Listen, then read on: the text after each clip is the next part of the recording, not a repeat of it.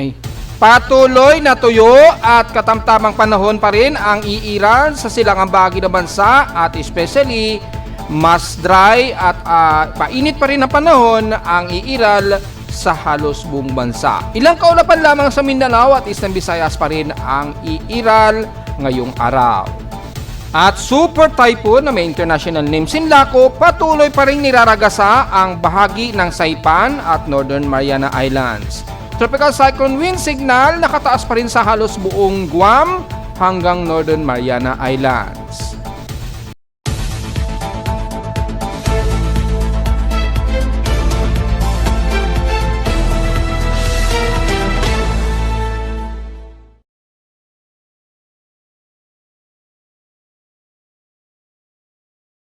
Hello, good morning mga folks. Welcome po muli sa ating Daily Weather Bulletin at Analysis para sa araw ng Huwebes, April 16, 2026. Ang oras sa ating boss may umaga ay alas 10:04 na ng umaga. Patuloy pero medyo gloomy tayo yung current conditions natin. May makakaranas tayo na medyo maulap na yung papawirin pero patuloy na maaraw at malinsangan sa most general weather natin sa buong Pilipinas. Inaasahan natin sa maghapon na magiging maaraw at hot humid na panahon at asahan pa rin ang mataas na init factor natin o alinsangan, kasabay na rin ang alinsangan sa maghapon po dahil sa patuloy pa rin ang easterly sa atin at yung subtropical ridge kasabay na ng kaya halos clear skies pa rin tayo sa buong Northern Luzon. Mga ilan-ilan lamang ang magiging maulap na panahon pa rin sa bansa. Although pagdating ng weekend, medyo magiging maulap daw tayo base sa ating forecasting storm prediction. Ngayong araw, clear skies pa rin daw tayo pero pagdating daw ng weekend ay medyo may mga isolated rain daw ang iiral pero probably mga napakaliit lamang ng forecast yan. Kung titingnan natin sa ating short-term weather forecast, halos mukhang may mga pagkakataon na may mga pag-ulan daw at least 10 to 20%. Well, maganda yan para at least medyo mapawi muna ang sobrang init talaga ng panahon natin nitong buong linggong ito. So kung magkaroon man ng maulap na yung papurin at magkaroon ng ilang pag-ulan, medyo wala tayo sigurong reklamo yan para lang maibsan ang tinding init. So mula sa ating Doppler radio imagery, halos wala pa rin tayo nakikita ang nakaulapan dito. So wala tayong komento maging sa ating lightning detection system. So hindi na naman active yung ating double check natin dito sa ibaba. Yan, yung lightning detection.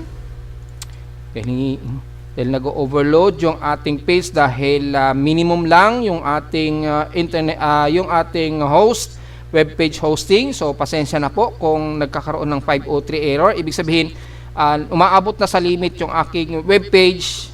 Lumalagpas na siya doon sa pinaka usage limit ng binabayaran natin. So hindi naman tayo mayaman para makapag bayad ng hosting services na mas mahal. Mahal po kasi ang hosting services, hindi po biro yan. Kaya minimum lang ating nagagamit, kaya nalilimitahan tuloy, pero wala tayong magagawa dahil kailangan na mas detalye at mas real time ang ating web page. So pasensya na kung nagkakaroon tayo ng 503 error. Ibig sabihin lamang sobrang dami po na bumibisita sa aking web page. Na-overload lang siya, so ang ginagawa, yung nililimitahan yung pag-view sa mga followers natin. So kung nagkakaroon kayo ng 503, balik-balikan nyo na lang mamaya para kung pagkakumonti na yung ibang nagbi-visit sa webpage natin, pwede na ninyo yung mabiview. Pero pag nag-overload kasi o sobrang dami nang nag-view, ay nag-overload na yung ating web hosting limit. Nililimitahan po ng web hosting services na ginagamit ng inyong lingkod. So pasensya na dahil single account lang nang ginagamit natin at yung pinakamura lang na web hosting services. So kung maging medyo maging mayaman-yaman tayo sa resources, ay lalakihan natin yung ating web hosting services para hindi maiiwasan yung 503 na error. So yun po yung purpose po niyan. So balik tayo sa ating lightning detection. So far wala naman tayong malapit sa amin sa Caloocan. Yan, may mga pulsing pa rin na mga lightning detection na nadetect. Yan, mula kahapon pero malayo naman sa amin sa Pilipinas. Most probably dyan sa may bandang China pa rin na kung saan ay may mga sunod-sunod na heavy lightning strikes ang nadetect. Ayan, kitang-kita naman po. Yan, yung sa amin sa Caloocan ang aktibo. So, wala naman malapit sa Pilipinas. Kalimitan dyan sa may bandang China po ang may mga pagkulog. Dahil nga po, may mga Mayo fronts dyan o Bio fronts na umiiral o maulap na yung papurin kaya nagkakaroon tayo ng mga pagkulog at pagkidlat sa area na yan. So, diretso agad tayo sa ating current conditions. Overcast, gloomy haze at few clouds. So, umiiral sa amin sa Caloocan ngayon. At sa ating lowest temperature na naitala na kay weather station, kanya ng 5:12 AM, nakapagtala kami ng lowest of 25.9 degrees Celsius. Kahapon, pinakamataas na ang 34.3 degrees Celsius. So at least, bahagyang nabawasan. Hindi siya umaabot ng 36. So bahagyang nabawasan, pero mainit pa rin yan ha. Kahapon yan ng hapon at 2:49 PM. Ibig sabihin lamang mataas ang aming heat index pa rin, nasa 44.1 degrees Celsius. At least hindi siya lumagpas ng 45 degrees Celsius. Malinaw na bahagya nga pong nabawasan gaya ng ating analysis kahapon. Yan. So, yan po. At kung titingnan naman natin sa peak streams in past 24 hours, yan, kung alin ang area na may pinakamataas. Antayin natin mag-load yung data. Medyo nag-overload na naman. Ang nangunguna ang Tuguegarao na may 37.2 degrees Celsius ang may pinaka-highest air temperature natin. Pangalawa lamang ang Clark Air Base. So, mababa lang sa amin, nasa around 34 degrees Celsius lamang. So, mapapansin nyo rin dito, maging sa Science Garden, pareho kami ni Pag-asa na may tigta 34 degrees Celsius ang highest air temperature namin. Sa lowest temperature sa Baguio, 17 degrees Celsius po. Usually, yan ang ganyan ang temperatura sa Baguio kapag ganitong hot dry season, normally. At sa highest maximum average wind speed, ang Puerto Princesa na may 15.9 km per hour. So, bandang Palawan ang medyo mahangin, malakas ang hangin. Wala namang recorded na inulan so far. Kung itatabi naman natin sa pH streams in past 24 hours, sa outside humidity, nabanggit na natin yung pH streams, ay nasa 70% po tayo at bumuwa ng 2% since last hour. So, pababa pa lamang ito. At mababa ang atmospheric pressure at 1,009 hectopascals and steady ito since last hour. Kaya medyo nagiging maulap po tayo. Yan, medyo alanganing thunderstormy tayo. At nanatiling moderate ang ating air quality. So magmas po tayo na may 78 index po. So kung titingnan natin yung ating heat index o init factor as of 9:31 AM, nasa 40 degrees Celsius po ang aming heat index ngayon. Extreme caution po yan. Pero sa forecast, 37 degrees Celsius lang daw ang forecast. Malayo sa actual na forecast. At mula sa amin sa Caloocan, pinakamataas lang ang 39 degrees Celsius ngayong alas 11, dire-diretso na yan hanggang mga banda alas 4 ng hapon daw. So, hindi aabot ng 40 degrees Celsius. Kahapon, sa init factor, mula sa data feed Pag-asa, ay nangunguna ang Dagupan at Camarines Sur na may parehong 42 degrees Celsius na highest heat index. So, mapapansin nyo, bahagya rin bumaba yung heat index po. So, malinaw lamang na medyo nabawasan tayo ng sobrang init na temperatura since kahapon. Medyo nag-behave ng konti. Kasi nga po, meron tayong kasalukuyang super typhoon sa labas ng bansa na medyo humaharang sa most of easterlies. So, medyo lumamig ng konti. Nabawasan yung sobrang alinsangan ng dala ng easterly trade wind dito sa silangan dahil merong nakaharang na isang super typhoon po. So, yung inflow kasi ng super typhoon, napapalamig ng husto yung easterly. So, may mga easterly trade wind tayo na lumalapit sa silangan naman na medyo mababa, hindi ganon, o medyo mababa ang temperatura na hindi umaabot ng mahigit 35 degrees Celsius ang init. So, bahagya po tayong nabawasan at quiet naman ang ating space weather status. Aktibo pa rin si Mayon Volcano. So alam na po natin, nag-report po tayo niyan kahapon. Ingat na lamang po sa mga nasa paligid ng Mayon Volcano. High tide po tayo ngayon. So inasa natin na mataas po yung alon, lalo na sa silangan pa rin ng bansa dahil sa presensya po ng super typhoon. Magpapalakas siya ng swell ng karagatan. So alam na natin, aabot ng 2 meters yung mga alon dyan sa silangan ng dagat Pasipiko natin. So ingat na lamang sa mga maliligo, lalo na yung mga chikitingha, delikado po. At sa mga professional naman sea surfers sa Siargao, ay kung alam naman na ninyo yung behavior ng alon. Pero expected galing yan dahil sa may presensya tayo ng isang napakalakas na bagyo. Until now, nandyan pa rin siya sa may bandang isla ng Guam at Saipan. Sa ating almanak naman ay sumikat ang haring araw kaninang 5:41 AM at lulubog po ito mamayang 6:10 PM. At wala tayong i-report muna sa moonrise and moonset dahil new moon na po tayo. Halos new moon na. Yan, hindi na natin matatanaw yan halos. So, diretso agad tayo sa ating local weather outlook para ngayong Thursday and Friday. Clear skies pa rin tayo sa maghapon ha. Pero bukas magkakaroon daw ng isolated rain showers at magiging maulap. Well, maganda yan. Wala tayong reklamo kung umulan man. At sa highs and lowest temperature expected natin mula ngayong araw hanggang bukas ang Biyernes ay 35 degrees Celsius pa rin at lowest temperature expected ay nasa 25 to 27 degrees Celsius. At pinakita ko na sa inyo yung VC short-term weather forecast, mukhang magiging maulap at may mga pag-ulan daw ang iiral sa darating na weekend hanggang sa susunod na Miyerkules po hanggang Huwebes. Well, tingnan natin, magbabago pa yan every 6 hours. Hopefully ay mag-constant po para at least maibsan man lang kahit papano ang sobrang alinsangan natin kahit papaano. So, diretso po tayo sa ating ginagamit na satellite imagery. Makikita po natin na halos clear skies pa rin ang umiiral dito. Yan. So, very clear skies pa rin po tayo. So, ito po yung animation ng heavy rain potential. Ito po yung actual na true color na TRM. Halos wala po tayong gaanong kaulapan sa buong Northern Luzon hanggang Southern Luzon. Very minimal lamang ang mga kaulapan sa buong Southern Luzon hanggang Visayas. So patuloy po makakaranas pa rin tayo na mainit na panahon sa maghapon.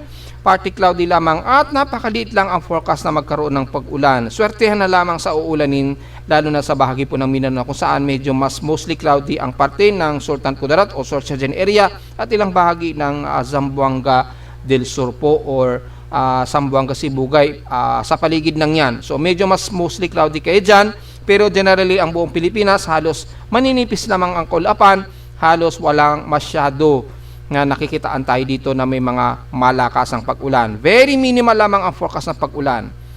Well, ma-obvious naman po lahat po ng water inflow at water vapor na hahatak nitong si Super Typhoon na si Sinlaku. Ito po yung inflow ng hangin niya na may kasamang water vapor. Nahahatak kasi ng bagyo. So, lahat po ng dry air ay nahahatak niya tuloy papunta sa Pilipinas. So, halos tuyo po ang naranasan natin sa Pilipinas. Ayan, ang kulay blue lahat halos.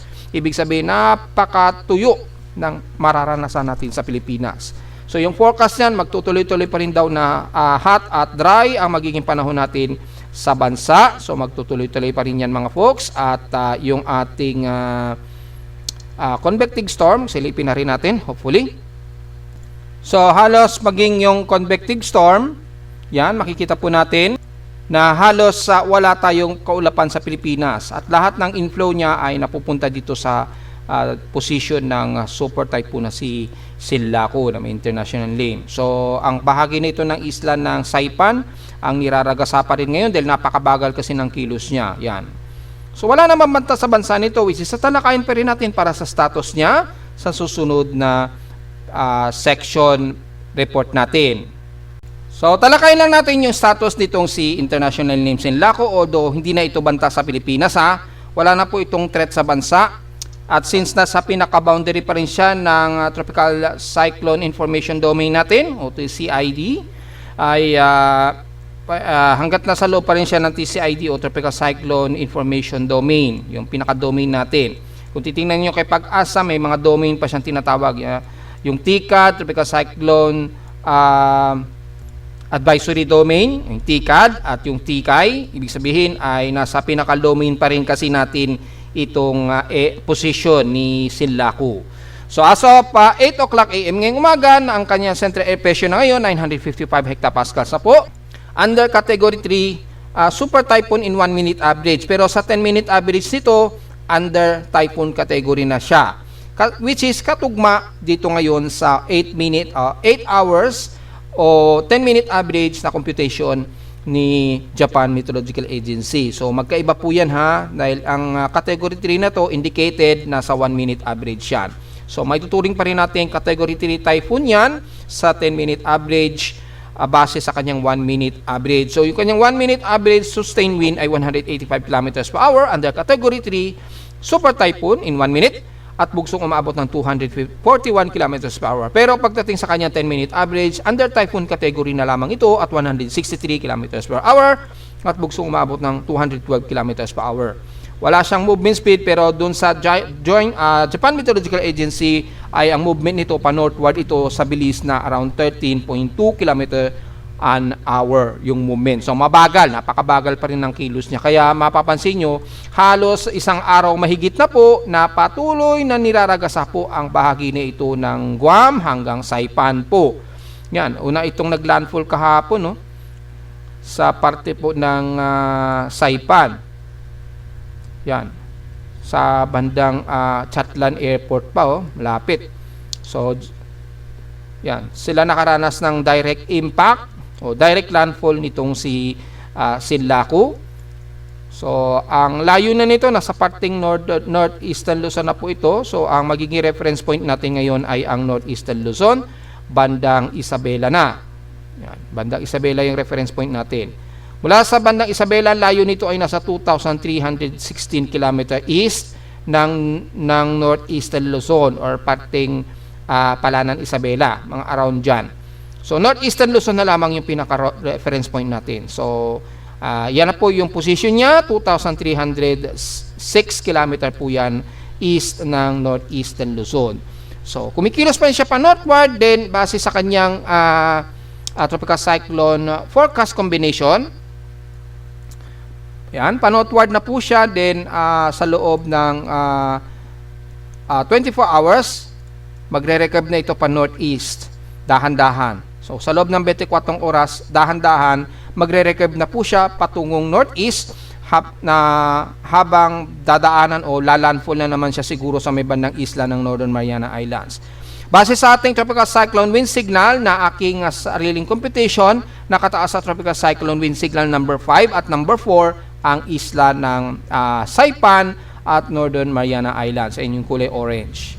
Yan, tropical cyclone wind signal number 4 yan, and then nasa baybay na po ng Saipan ang tropical cyclone wind signal number 5. So almost tropical cyclone wind signal number 5 at number 4 ang nakataas ngayon na tropical cyclone wind, kaya napakalakas po ang storm surge niyan. Umaabot ng 90 to 120 kilometers an hour.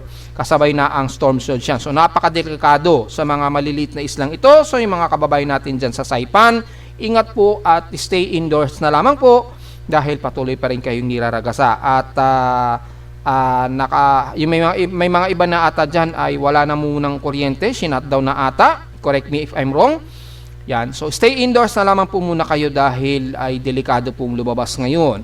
At base sa tropical cyclone track combination natin mula sa DeepMind AI at track ng Joint Typhoon Weather Center, halos 100 po, 99% halos magkakapareho na sila ng forecast track na kikilos pahilagang silangan hanggang sa ito ay humina into tropical storm habang papunta ito sa may bandang mid-Pacific na in 96-hour period.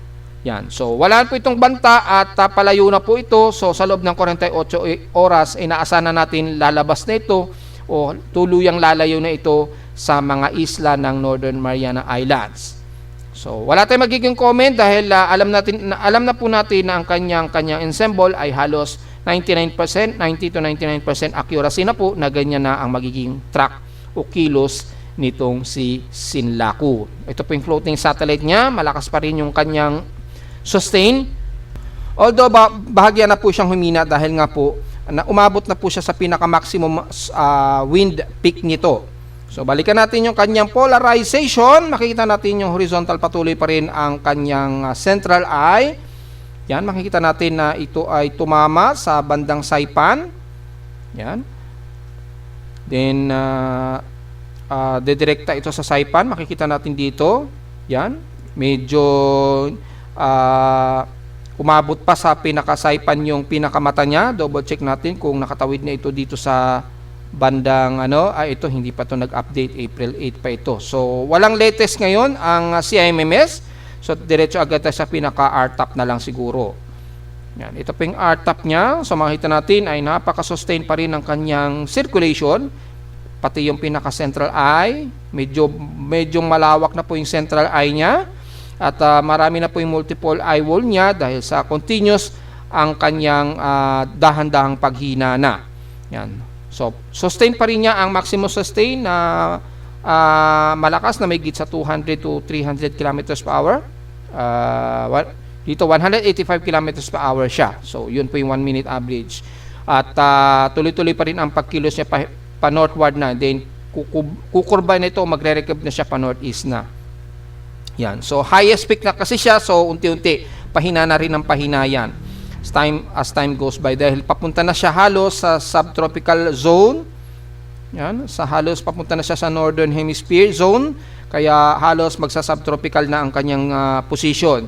So malapit na niyang salubungin ang malamig na temperatura dyan at yung sunod-sunod na high pressure area dito sa may bandang Japan. Yan, kapag nasalubong na niya ng husto yung dry air dyan, unti-unti ay hihina na ito ng husto. Sa ating Spaghetteos model charts, makikita natin yung intensity niya ay pa-slope na patuloy-tuloy ang paghina nito sa loob ng 3 hanggang 4 na araw po. So mula category 1 typhoon sa loob daw ng 24 oras, bababa ito sa severe tropical storm within 2 days, and then hanggang sa ito ay tuluyang mag-severe tropical storm na lamang sa loob ng 4 na araw daw. So base dito sa ating tropical cyclone intensity forecast. So normal po yan dahil alam naman natin mataas po yung range of high pressure area dito sa taas, ay gradually pahihinain talaga yung Sisinlaco pag once na nakarating na siya dun sa area na yan. So yun lang po pinaka basic analysis natin. Although hindi na ito magiging banta, patuloy pa rin tayo mag-update dito habang nasa loob pa siya ng tropical cyclone information domain natin. O nasa pinaka-range pa rin ng domain natin sa Pilipinas. Until ito ay lumagpas na po dito sa pinaka-domain natin, ay patuloy pa rin tayo mag-update kahit i-post na lang natin sa Facebook page yung status nitong si Sinlaku. So kamusta naman natin yung status ng gamit ang ating tropical cyclone assessment monitoring. So after nitong si Sinlaku, balik uli sa normal na halos easterlies na naman, lalakas na naman yung ating easterlies. Mga bandang April, siguro pag abot nito ng mga April 18 to April 19 na, tuluyan na namang balik sa malakas na easterly trade wind na naman tayo. Yan, paglayo nitong si Sinlaku, ito po yung kay ECMWF. Yan, ganun din, mga April 18 to 19 din, tuluyan itong lalabas ng pinaka-domain natin, domain range. Asahan natin po na magiging mas maalinsangan na naman tayo niyan pagdating po ng April 17 siguro to 18. Yan, expected po yan. And then sa ating typical global spectral model, halos wala na naman tayong makikitaan dito na panibagong possible na mayroong susunod na surface trap malapit sa may bandang southeast of Guam. Pero tingnan natin dahil unang linggo daw ng May, may tropical wave na naman daw na mabubuo ayon sa global traffic hazard natin. Between April 29 to May 5, may 20% na mayroong tropical wave na naman daw na mabubuo. Well, malayo pa naman yan, so titingnan natin. Sa ngayon muna ay magiging maalinsangan tayo after nitong makalayo nitong si Sinlaku. Yan, at wala tayong latest na TC probability. So, yun lamang po pinaka-latest update natin sa ngayon. Dahil after ni Sinlaku, balik na naman sa paglakas ng ating easterly trade wind na magmumultiple na naman halos ang ating alinsangan dahil sa pagbalik na naman ng mainit na easterly trade wind po. So, yun po at wala naman masyadong nakikitaan tayo na panibagong tropical wave na susunod kay Sinlaku. So, yun lamang po ang pinaka-update natin. Diretso agad tayo sa ulat tindol. So, sa ulat tindol natin, kahapon nagkaroon ng mga ilang mga malakas-lakas na mga pag-inig na nadetect tayo hanggang kagabi at mula kaninang madaling araw. Yan. Probably malapit yan sa Caloocan. Yan. At kagabi ay mayroon ding malakas-lakas sa pag-inig na nadetect ng aking seismograph. So, kahapon po yan at titingnan po natin sa data feed ni Phobox kung ano po yan kanina madaling araw. Wala naman tayong magnitude 4 na naitala dito. Pero kung titingnan natin ng malapitan, malamang sa may bandang Batanes siguro yan. Kaso magnitude 2.3 yan dito sa may bandang Bordeos, Quezon. Yan, may pinakamalapit.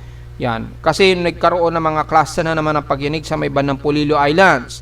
So, mukhang may mga pagyayinig dyan, 1:15 AM. So, siguro, ito yan. Sa may Bordeos, Quezon yan. May mga paghinig din. So, alisto po tayo sa mga kababayan natin sa may bandang Polillo Islands o area ng Quezon Province. Especially sa Polillo Island, medyo may mga pagyanig-yanig po kayo dyan May clustered earthquake po tayo dyan sa paligid na nasa 26 po ang mga pagyanig na dyan. Yan. Sa paligid po ng Polillo Islands, mayroon kayong clustered earthquake dyan. Alisto po tayo, although wala tayong naitala na isang magnitude 4 plus base dito sa latest input data ni PBOX. Wala namang magnitude 4, pero kahapon nagkaroon kasi tayo ng sunod-sunod na malalakas sa pagyanig. Malamang ito magnitude 4 yan. Magnitude 4 plus yan, itong kagabi. Yan. So, alisto po tayo dahil may mga ilang clustered earthquake ang nadedetect. So far, wala naman tayong tsunami warning mula sa ibang bansa. Well, kung gagamitin natin ang real-time world seismic monitoring, mapapansin natin mga magnitude 4 lamang ang madalas na magyanig ang nadedetect natin ngayon mula kahapon. Puro magnitude 4. So, maging alisto pa rin tayo dahil nagkakaroon na naman ng clustered na sunod-sunod na mga pagyanig in recent days. Alisto po tayo anytime. Itong sea level natin, double check natin. So far, normal naman yung sea level, maging dito sa Hilaga. Tingnan natin kung may mga placting. Wala naman. So normal naman yung detection ng mga buoys. Walang latest data itong sea level dito sa walang latest data. So no idea tayo bakit. At dito naman sa Caroline wala naman so far. So dito double check din natin. Mukhang normal din naman po. So wala ring masyadong wave na nadedetect dito sa Palau. So normally din yung data dito. Yan. So wala namang latest at wala namang normal naman yung karagatan natin. Yan. So, wala tayong nadedetect dito na mga malalakas sa pagyanig. So, generally, ingat na lamang po tayo dahil may mga maliliitang mga clustered earthquake tayong naiipunan naman. Especially dito sa bahagi nga po ng Quezon Province. Dumadami na po yung clustered earthquake dyan. So, mukhang may gumagalaw na tectonic plates. Watch out na lamang po. At alisto anytime. At narito naman ating 3-day to the weather forecast para sa araw ng Huwebes, April 16, 2026.